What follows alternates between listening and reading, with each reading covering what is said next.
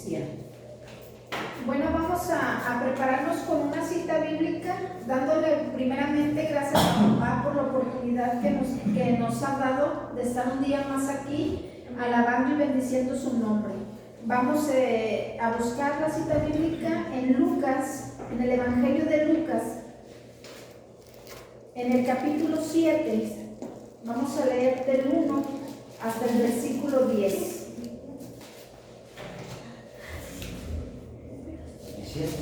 Del 7, capítulo 7, del 1 en adelante. Dice: después que hubo terminado todas sus palabras al pueblo que le oía, entró en Capernaum. Y el siervo de un centurión, a quien éste quería mucho, estaba enfermo y a punto de morir. Cuando el centurión oyó hablar de Jesús, le envió unos ancianos de los judíos, rogándole que viniese y sanase a su siervo. Y ellos vinieron a Jesús y le rogaron con solicitud, diciéndole: es digno que le concedas esto, porque ama a nuestra nación y nos edificó una sinagoga. Y Jesús fue con ellos, pero cuando ya no estaban lejos de la casa, el centurión envió a él unos amigos, diciéndole: Señor, no te molestes, pues no soy digno de que entres bajo mi techo, por lo que ni aún me tuve por digno de venir a ti. Pero di la palabra y mi siervo será sano, porque también yo soy hombre puesto bajo autoridad y tengo soldados bajo mis órdenes. Y digo a este: ve y va, y al otro: ven y viene, y a mi siervo: haz esto, y lo hace. Al oír esto, Jesús se maravilló de él, y volviéndose dijo a la gente que le seguía: os digo que ni aún en Israel he hallado tanta fe. Y al regresar a casa, los que habían sido enviados hallaron sano al siervo que había estado enfermo. Amén. Estos versículos, el capítulo 7 trae como título, en la Reina Valera 1960, dice: Jesús sana al siervo de un centurión. Entonces, quiero enfocarme primeramente en decirte que el centurión fue un oficial que estaba al mando más o menos de 80 a 100 soldados. Y por encima del centurión, hablando militarmente, había muchos oficiales con rangos superiores a él. Él distingue, por así decirlo, o conoce lo que es estar bajo autoridad y lo que es estar en autoridad mandando a otros. Entonces dice la palabra, ahorita lo acabamos de leer, que este oficial, este centurión, manda a unos ancianos a hablar con Jesús. Él se da cuenta que Jesús va a pasar por cierto lugar, y entonces él necesita la ayuda de Jesús. Y dice que manda, en este capítulo de Lucas, capítulo 7, menciona que el centurión manda a unos ancianos judíos a que aboguen por él, a que hablen a Jesús de parte de él.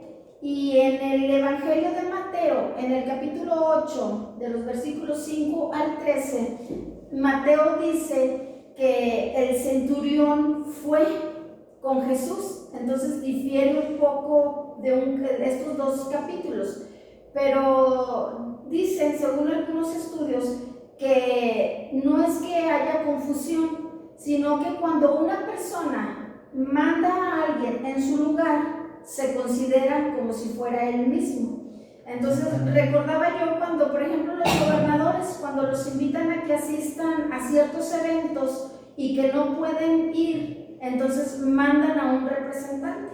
Entonces llega ese representante y se le recibe con honra, se le recibe de la misma forma, de una forma especial, con un recibimiento especial, como si realmente fuera el mismo gobernador o la misma persona X, ¿verdad?, que tenía que estar en ese evento representando, ¿verdad?, en algún lugar.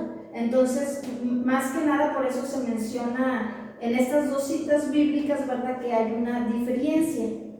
Entonces aquí en estos versículos dice que el centurión manda a unos ancianos judíos a hablar con Jesús y le dicen, tienes que ir a casa de este centurión porque él tiene un siervo o tiene un esclavo que está muy enfermo. Dice la palabra que él había quedado paralítico y que estaba siendo gravemente atormentado. Entonces los judíos se acercan con Jesús y le empiezan a decir, te pedimos que por favor tú vayas y sanes a este siervo, dice, porque él se ha portado muy bien con nosotros. Este soldado romano se ha portado muy bien con nosotros, nos ha edificado una sinagoga y ama con todo su corazón al pueblo. Entonces Jesús les dice a ellos, está bien, vamos a su casa y vamos para sanarle. Entonces, bueno, si tú te pones a pensar, dice la palabra que él es un romano. Entonces, para el pueblo judío o para un judío, era no que fuera muy difícil, sino que estaba prohibido que un judío fuera a la casa de un romano o a la casa de una persona que era considerada un gentil. Entonces podríamos decir que cuando Jesús está escuchando esta petición y les estaba diciendo a ellos, ¿verdad? Hasta una sinagoga nos ha edificado. Él ama a nuestra nación, probablemente los ayudaba o él daba sus ofrendas, les hacía favores, todo lo que podía, ¿verdad?, hacia ellos. Entonces, pues en ese momento Jesús pues hubiera podido, ¿verdad?, haber dicho, bueno, y pues ¿qué tiene que ver eso, verdad? Él no deja de ser un romano. Sabemos que en ese tiempo, en el tiempo de Jesús, estaban los romanos tomando posesión, ¿verdad?, del territorio. Y los judíos eran tributarios, ¿verdad?, a los romanos, y sabemos que el trato que los romanos tenían para los judíos pues era muy malo, no era nada bueno. Los veían como, por un decir, como sus siervos, como sus esclavos, como que los judíos les tenían que servir a ellos. O sea, de hecho los judíos estaban bajo la autoridad de los romanos en esa época. Entonces Jesús pudo haber dicho, bueno, ¿y qué tiene, verdad? No deja de ser un romano. Sabemos el trato que los romanos tienen con los judíos, como por qué tengo que ir yo a sanarlo. Pero en esos momentos Jesús estaba abriendo como ese camino, como esa brecha hacia nosotros los gentiles. Entonces Jesús ante esta petición no se niega, pero podemos decir que en aquel tiempo, ¿verdad? Los soldados eran una nación que tenían, por así decirlo, una religión o una creencia muy diferente a la que tenían los judíos. Si un romano rechazaba, ¿verdad?, la doctrina o la enseñanza que ellos tenían y se apegaban a los judíos, pues era muy peligroso. Así como un judío, si cambiaban su doctrina, si cambiaban su religión y se apegaban a las creencias de los romanos, tanto uno como el otro, pues merecían la muerte, porque la ley así se los decía. Los romanos solamente le debían honra y honor al César o al rey, y los judíos solamente le debían honra y reconocimiento pues al Dios eterno, ¿verdad?, al Dios que había creado todas las cosas. Pero vemos aquí cómo el Señor trata con las personas que son de otra nación, trata con las personas que tienen otra creencia. Y en este caso, pues este romano no solamente era de un buen corazón, no solamente había edificado una sinagoga, ni solamente amaba a Israel porque era una persona buena o porque tenía un buen corazón, sino que seguramente él había creído al Dios de los judíos, ¿verdad?, al Dios eterno, ¿verdad?, al Dios autoexistente. Entonces era por eso que él hacía estas cosas. Entonces dice, ¿verdad?, que Jesús no se niega, que va con él, pero antes, ya cuando estaba Jesús cerca de llegar a la casa de aquel romano para sanar al siervo que estaba enfermo, el centurión se da cuenta y dice que antes de que Jesús llegara, envía a unos amigos a que vayan con Jesús, se acerquen con él antes de llegar a la casa, y por medio de sus amigos le dicen a Jesús, es que dice que no es necesario que tú llegues a la casa, que tú entres a su casa. Él dice que él no se siente digno de que tú entres ahí.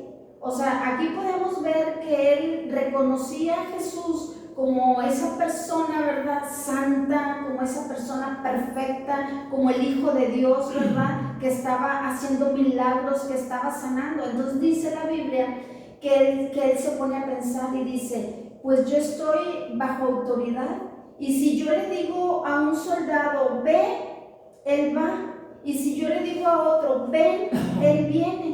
Dice, y todo lo que él manda, ¿verdad?, pues todo esto se hace. Entonces le manda a decir a Jesús, dice, si tú solamente dices la palabra, entonces yo tengo la seguridad de que mi siervo será sano. Entonces dice la palabra que cuando los amigos se fueron y llegaron a la casa, ¿verdad?, encontraron la sorpresa, ¿verdad?, de que el siervo había sanado, de que Dios lo había levantado. Él dice que estaba paralítico, ¿verdad? Entonces en el momento que llegan se dieron cuenta, obviamente, ¿verdad?, que él podía caminar, que Dios lo había sanado totalmente, que Dios ya lo había levantado de esa cama. Pero dice que cuando Jesús iba con algunos de los judíos a entrar a la casa del centurión, dice la palabra que Jesús se maravilla, dice, y se asombra de la fe que tenía el centurión. Y le dice a los judíos, es que no había yo visto, ¿verdad?, tanta fe, no había encontrado a un hombre, ¿verdad?, como con tanta fe, que solamente él me está diciendo, si tú dices la palabra, si tú envías esa palabra de poder, no es necesario que tú entres a mi casa, porque no me considero digno, pero tú di la palabra y el milagro será hecho.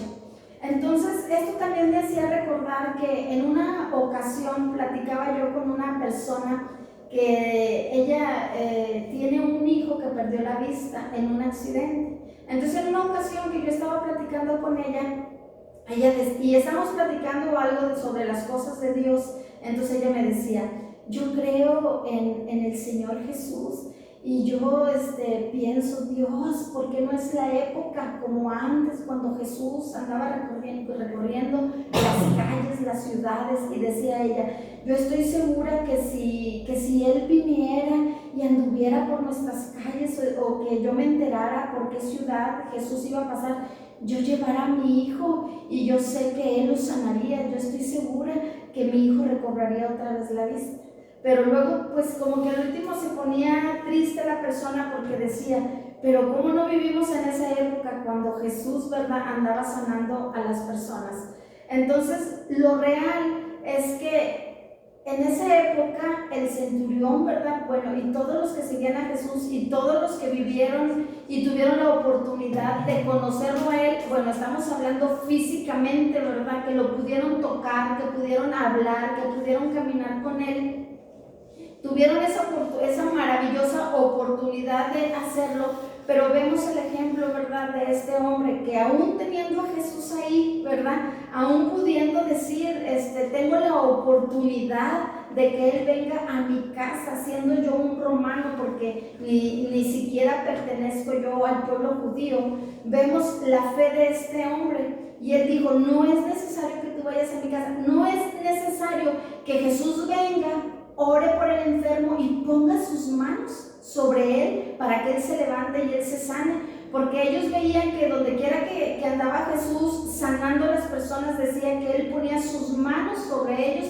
y ellos sanaban. Entonces es como el día de hoy, no es necesario que Jesús nuevamente se haga carne, ¿verdad?, por decirlo, físicamente con nosotros, porque nosotros, si no la tenemos, debemos de tener la fe de este centurión, ¿verdad? Que él mismo, teniendo esa oportunidad en ese momento, él le dijo, ¿verdad?, es que no es necesario que tú vayas y lo toques y ores por él, ponga tus manos. O sea, yo creo que donde tú estás, tú lo puedes hacer. Y es como Jesús trabaja también el día de hoy. Ya no es necesario que Él esté físicamente y que nosotros creamos, ¿verdad?, que porque Él no está aquí en esa forma, Él ya no nos va a sanar. Él ya no va a poner sus manos sobre nosotros. Ahora, dice lo que te estaba diciendo al principio, que cuando tú mandas a un representante en tu nombre, es como si fueras tú. Y así es lo mismo el día de hoy. Ahora nosotros somos los representantes de Cristo aquí en la tierra.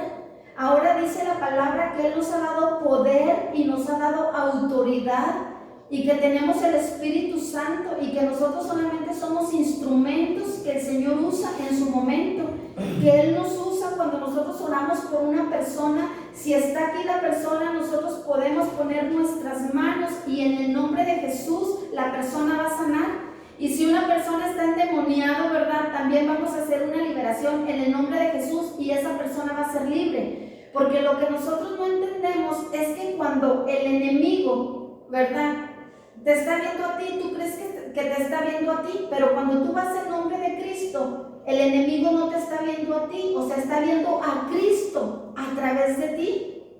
Porque sabemos que el que hace los milagros y el que hace la obra en el corazón de las personas es el Señor, no somos nosotros. Hasta el día de hoy el Señor está haciendo milagros, está actuando en la vida de las personas. Me ponía a pensar y decía, bueno, Señor, no solamente tú sanaste a todos aquellos que estaban enfermos físicamente, ¿verdad?, como en el caso de este hombre que estaba paralítico y que dice la palabra que estaba siendo gravemente atormentado, sino que dice la palabra que todos aquellos que estaban cargados, que todos aquellos que como el día de hoy, ¿verdad?, que llevamos cargas, que decimos, traemos cargas que no nos pertenecen, ¿verdad?, todas aquellas personas que estaban atribuladas, todas aquellas personas que ya estaban cansadas de la vida, también Jesús las sanaba, también Jesús las liberaba. Todas aquellas personas que tenían esas necesidades en la familia, que tenían problemas en el hogar, que tenían problemas con un hijo. A veces nos enfocamos en que Dios sanó al leproso,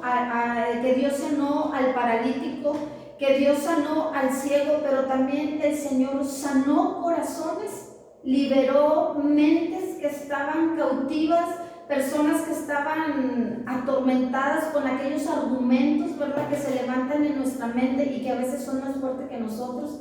Personas que se quitan la vida, personas que tienen problemas no solamente en el hogar, en la familia, tienen problemas en el trabajo y no hayan cómo solucionarlos. Tienen problemas en ese mundo, ¿verdad?, donde ellos viven, en ese mundo donde ellos están desarrollando, pero por eso es que la gente seguía a Jesús, porque cuando ellos iban caminando con Jesús, dice la palabra que eran multitudes las que seguían a Jesús. Y pronto corría esa noticia, pronto corría la palabra, unos se adelantaban, iban a otras ciudades, Jesús iba caminando, iba con sus discípulos, dice que la multitud le seguía y Jesús decía, vamos para Galilea, ahora vamos, como dice aquí la palabra, ¿verdad?, a Capernaum, ahora vamos a Judea, a las partes donde Jesús se movía. Inmediatamente había gente que decía, yo tengo familiares en Jerusalén, yo tengo familiares en Galilea, yo tengo familiares en Judea, y ellos se adelantaban a dar la noticia y empezaban a decir a la gente, va a pasar Jesús, saquen a los enfermos, de tal manera que cuando Jesús llegaba a aquel lugar, pues Jesús decía, bueno, pues aquí qué está pasando, que dice la palabra que ya la gente sacaba a los enfermos a las calles, ahí en sus camillas, para que cuando Jesús pasara, Jesús los pudiera sanar. Entonces todas esas multitudes que iban con Jesús, ellos no se querían apartar de Jesús, no querían dejar a Jesús, porque muchos de ellos, aunque no tuvieran enfermedades físicas, tenían problemas, ¿verdad?, en sus casas, tenían cosas que ellos no podían vencer. Igual en la época de Jesús estaba el que se drogaba, estaba el que era alcohólico, estaba el que tenía, no sé, otro tipo de tendencias, ¿verdad?, o desviaciones, si lo podemos decir hasta el día de hoy, pero todos ellos nunca se apartaban de Jesús, porque cuando ellos escuchaban a Jesús, ellos decían, esta palabra es diferente, ahora nos sentimos diferentes, ahora nos sentimos libres. Por eso la gente decía, es que Jesús habla diferente. Conforme ellos iban caminando con Jesús, Jesús iba restaurando sus vidas, Jesús iba poniendo esa paz que ellos necesitaban en su corazón. No solamente necesitaban estar enfermos de una mano, de un pie, no poder caminar, para ellos querer seguir a Jesús. Había problemas como en el día de hoy hay problemas en las familias, había problemas como en el día de hoy hay en el trabajo, había problemas como en el día de hoy con los amigos, con las amistades, con los familiares, pero Jesús sanaba, Jesús curaba todo ese tipo de problemas. Amén. Entonces, no podemos nosotros concluir que porque decimos es que el centurión era una buena persona, hacía buenas obras con los judíos, y por eso los judíos pues amaban a ese centurión, ¿verdad?, romano, porque dice, ya no se edificó una sinagoga. Probablemente, ¿verdad?, podemos decir, con las ofrendas que Él nos da, con lo que Él aporta, con las influencias que Él tiene, nos ha ayudado para hacer esto y para hacer lo otro. Entonces tú pudieras decir al leer este pasaje bíblico, bueno, pues entonces ellos, ¿verdad?, están abogando por Él delante de Jesús y le están diciendo a Jesús, todas estas cosas Él ha hecho por nosotros. Él es romano, no es judío, pero nos ha apoyado, tienes que ayudarlo. Y podemos concluir y decir, ok, entonces si tú eres una persona que haces buenas obras, entonces por eso tú te ganaste la ayuda de Jesús. Pero Jesús estaba viendo algo más que la buena obra o que el buen corazón de ese centurión, sino que Jesús estaba viendo una fe extrema, una fe que no tenía límites, una fe que sobrepasaba el corazón de muchos hombres, aún el corazón de los de su propia nación, porque dice la palabra que Jesús se maravilló de aquel hombre, Jesús se sorprendió. O sea, tú te puedes poner a pensar y decir, ¿qué puede sorprender a Jesús? ¿Qué puede llamar la atención de Jesús? ¿Qué nosotros podemos hacer para decirle, papá, tú estás contento con nosotros, con lo que nosotros estamos haciendo? Papá, tú te agradas de que nosotros estamos trabajando para ti. A veces nosotros no hallamos, ¿verdad?, cómo tener contento a papá. O que papá nos dijera, ¿verdad?, estoy contento, me agrado de lo que ustedes están haciendo. Pero más de poder decir de lo que podamos hacer, de las obras que estemos haciendo en nuestro caminar, en nuestra vida, de lo que se agrada al Señor, es de nuestra fe. Dice que habiendo tantos hombres de la nación judía que desde que ellos habían nacido conocían a Dios y podían haber sobrepasado la fe de este centurión. El centurión no había sido criado en la palabra de Dios. Él no conocía a Dios como lo conocían los judíos, pero probablemente él conocía la historia de Israel. Y decía yo, bueno, cuando el enemigo va a llegar y a tomar esa posesión de aquella tierra, de aquel lugar, el enemigo siempre tiene que examinar, ¿verdad?, a qué tierra va a llegar, cuáles son las creencias de esa tierra que van a conquistar, en qué creen, en qué trabajan, cómo piensan, cómo los vamos a someter, pues para tenerlos, ¿verdad?, bajo esa opresión. Tanto él había conocido, ¿verdad?, probablemente la historia del pueblo de Israel, y sabía y hablaba de un Dios que hacía milagros, de las promesas de un Dios eterno, de cómo el Señor ya los había sacado anteriormente de la opresión, de cómo el Señor los había librado, porque en ese tiempo ellos esperaban a Jesús, que era el Mesías, pero ellos imaginaban que se iba a levantar un libertador que los iba a quitar de la opresión de los romanos, de la opresión de la que ellos estaban viviendo. Entonces el centurión probablemente pudo haber conocido todas estas cosas, y es que cuando tú testificas de lo que hace Dios, cuando llega una persona a tu vida y que está cerca de ti, o que Dios permite que se desenvuelva ahí en tu territorio, ahí donde tú trabajas, ahí en tu hogar donde Dios te tenga, entonces Él tiene que escuchar qué es lo que Dios ha hecho contigo, porque eso fue lo que pasó con el centurión. Él no había sido criado en la palabra de Dios.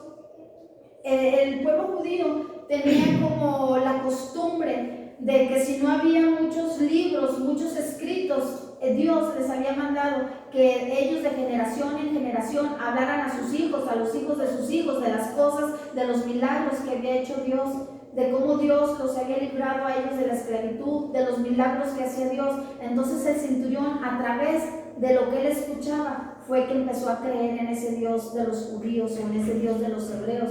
Fue que él se empezó a motivar, a tener esa fe. Y a veces decía yo, encontramos a veces personas que probablemente no tienen ninguna religión o pueden tener alguna religión, pero yo me he topado con muchas personas que pudiera decir uno que son simpatizantes del Evangelio, que a veces ellos tienen su religión, pero a veces las personas dicen, mira, yo tengo mis creencias o yo tengo mi religión, pero a mí me gusta venir porque me gusta adorar, me gusta cantar a Dios, me gusta cómo ustedes alaban a Dios y me gusta cómo ustedes oran por las personas y me gusta ser como que a veces tú les haces la invitación, pero ellos están como en esa línea, ¿verdad? Donde dicen, ni me convierto a Cristo, pero tampoco estoy al 100% acá, ¿verdad? En el otro lugar.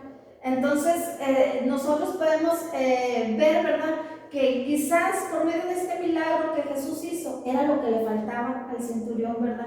Como que romper esa línea, ¿verdad? Que es ese poquito que le faltaba para poder él entregarse completamente a Dios. Imagínate cuando el centurión llega a su casa y que ve que su amigo, su siervo, al que él amaba, ¿verdad? Para poder hacer todo esto que él hizo, quiere decir que amaba a su siervo, ¿verdad? Habla de que el romano, este centurión romano, ¿verdad? Tenía un buen corazón porque amaba a su siervo. Y los romanos, pues a los esclavos no los trataban nada bien, ¿verdad? Entonces habla, ¿verdad? De que este hombre tenía un buen corazón. Imagínate el contentamiento, el gozo que él tuvo al ver que Jesús le hizo el milagro. Yo creo que si a él le faltaba atravesar esa poquita línea, ¿verdad? Para entregarse completamente a Dios, pues a través de este milagro lo hizo. La Biblia habla de varios centuriones romanos, ¿verdad? Que aceptaron al Señor en su corazón. Habla de uno, ¿verdad?, que es llamado Cornelio en el libro de los Hechos, y dice que ese hombre oraba al Dios de los judíos, ¿verdad?, y daba muchas limosnas hasta que un día, ¿verdad?, tuvo ese encuentro personal con el Señor. Entonces, quisiera terminar ya con este versículo que se encuentra en Hebreos 11:6. Dice, pero sin fe es imposible agradar a Dios, porque es necesario que el que se acerca a Dios crea que le hay y que Él es galardonador de los que le buscan. Amén. Amén. Entonces vemos, ¿verdad?, cómo el Señor dio la recompensa, ¿verdad?, a este centurión por todas las cosas que Él había hecho. Pero nosotros sabemos que lo primero que tenemos que tener es a Dios en nuestro corazón, y que las obras que vamos a nosotros hacer van a ser esos frutos que se van a producir por nuestra propia naturaleza, porque Jesús, el Espíritu Santo, está con nosotros. Entonces las obras que nosotros hagamos es el fruto del Espíritu Santo, por ser nosotros quienes somos, los hijos de Dios. Amén.